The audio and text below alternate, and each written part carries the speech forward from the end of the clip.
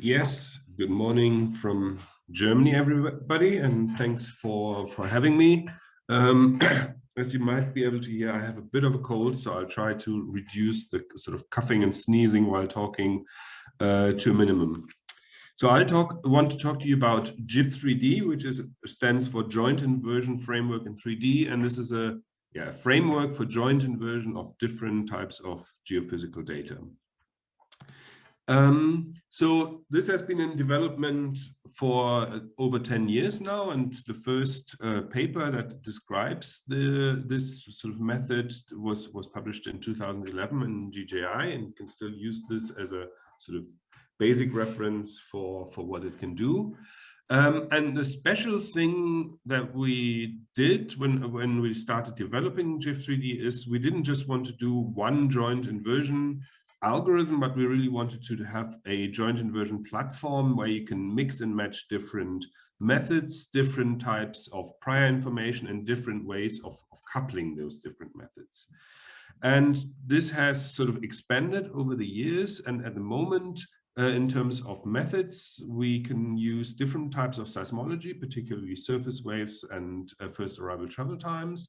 We can deal with MT, we can deal with gravimetry, both scalar and tensor, magnetics, and electrical resistivity tomography. And this list sort of keeps on growing as people add different methods as they need.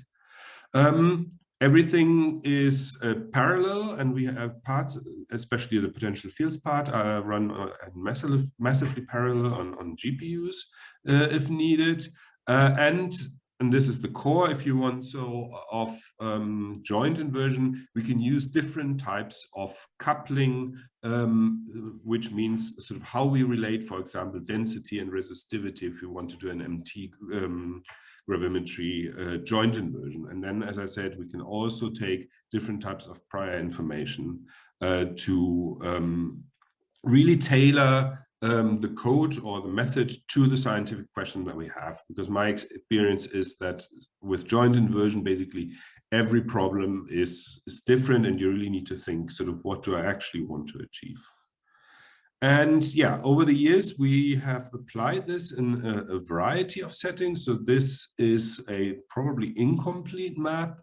And the applications have ranged from large-scale tectonic investigations, for example, in the Western US, Scandinavia, and Antarctica and Southern Africa, to more sort of local studies on seismicity and volcanism in South America, also Africa and Germany.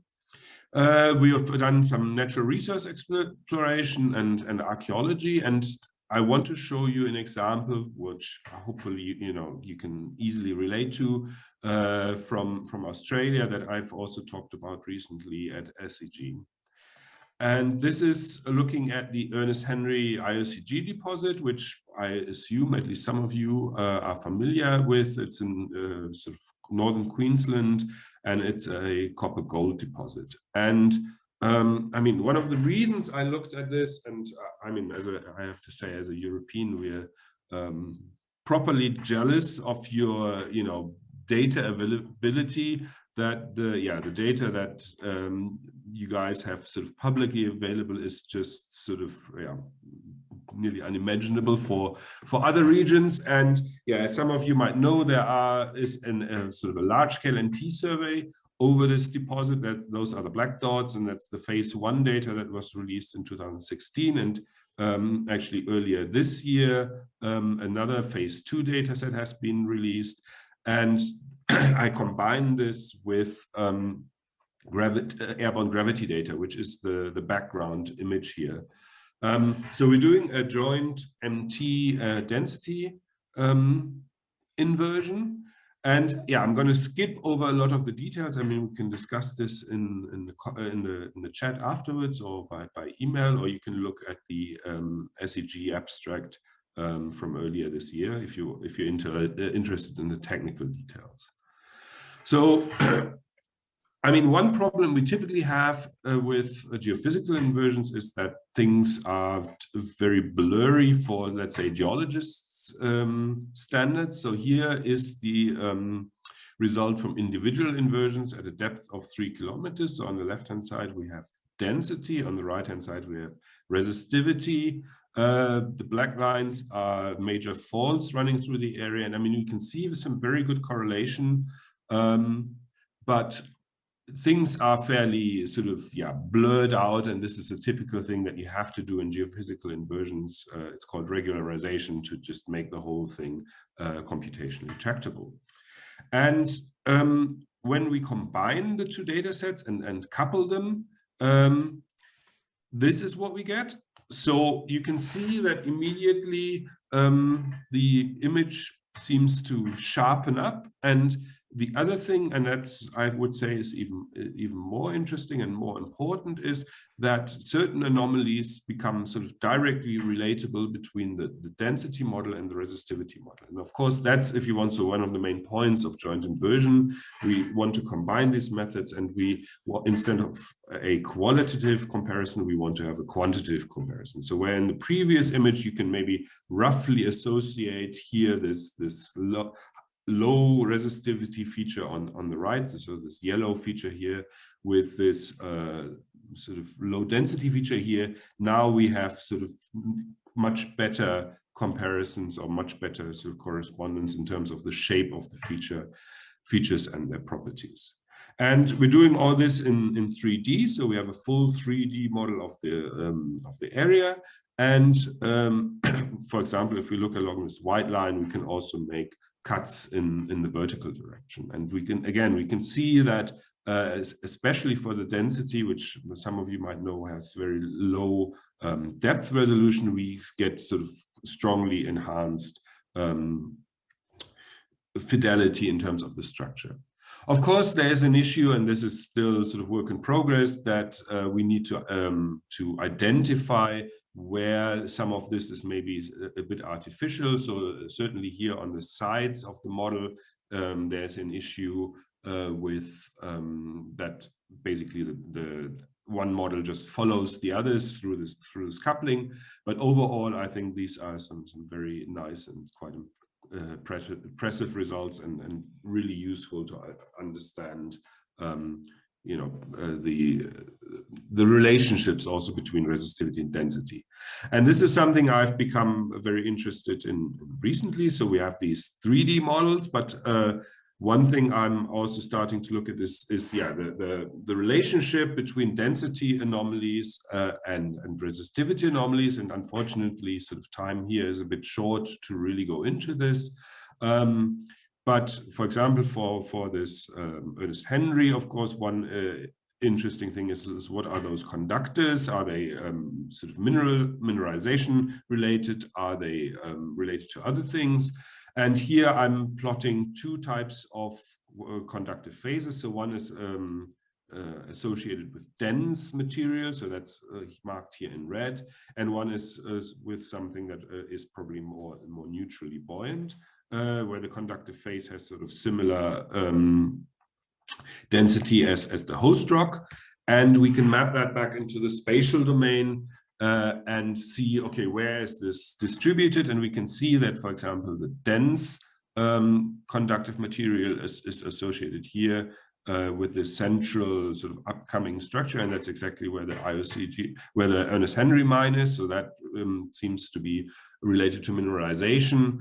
And here along the western side, we have something that's much more neutrally buoyant. So probably whatever causes the conductivity has a different or lower density than the mineralization material. So we are still in the early stages of interpreting this, but of course this can guide, for example, drilling decisions, or where you would expect to see sort of which kinds of conductive features and what kind of mineralization. So in summary, jif3D is a proven through sort of a variety of publications and very flexible data integration platform. We have a range of geophysical methods, and we can do both joint and constrained inversion. So we can also take a ready-made model and sort of make an inversion that sort of tries to match this model. I think the Ernest-Henry results are very interesting, and we're still in the early stages of analyzing this. In addition to just the model plots, we have these parameter relationships, and this I find more and more interesting. And it's open source, and it is available through, at the moment, yeah, you need to be a bit of an expert user, but there is a range of tutorials that you can also use. And of course, I'm always open for collaborations if you want to get into this. And I think with that, my 10 minutes up, and I'm ready for questions. Thank you, Max. Here's a question from Richard Blewett. Can you plot susceptibility, density, and resistivity all together? In principle, yes. I haven't done this. That's one of the extensions that I want to do. For example, for Ernest-Henry, there's also magnetic data. So that would be one of the next step. Of course, one issue with that is, and I find that with sort of a general issue with joint vision, how do you visualize all this? How do you make sense of all of this? Because you get 3D point clouds that you then need to sort of relate to features. But yeah, from a method point of view, there's nothing that keeps you from doing that.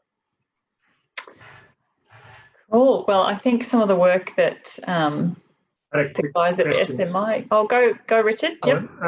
What that like joint inversion? What's the resolution or scale or whatever you're working on with that one? Out of interest. So I mean, I think the cell sizes. I have some slide here that has I didn't include it. Is a sort of a couple of 100 meters, and of course you need to match that with. Sorry. Sounds good, yeah. Go. You need to match that with sort of the capabilities of the data. And here, I think I use the MT data as the guiding thing, because I think the side distance is sort of a kilometer or two.